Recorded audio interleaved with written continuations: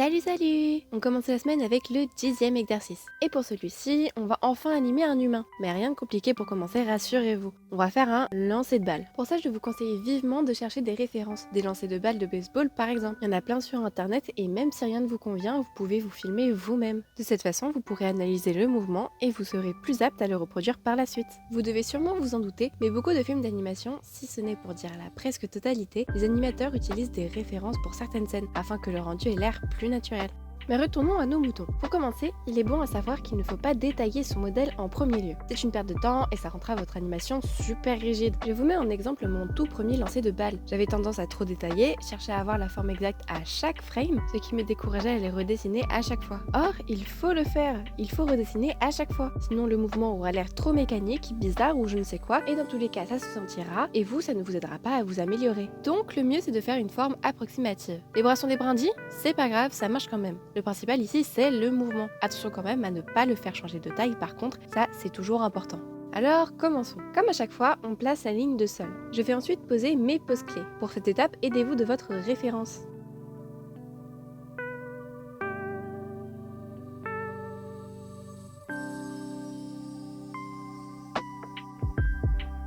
Une fois toutes placées, je vais pouvoir faire mes intervalles. En premier lieu, on va avoir l'anticipation du personnage, qui se prépare à lancer sa balle avec beaucoup de force.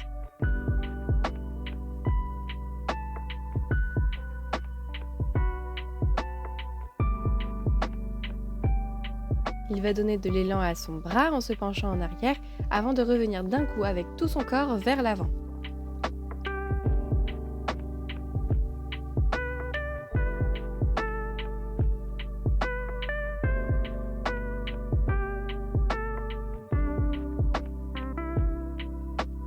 L'amorti à la fin sera assez marqué vu la force qu'il y a mis. Il va ensuite se redresser pour reprendre une position assez neutre.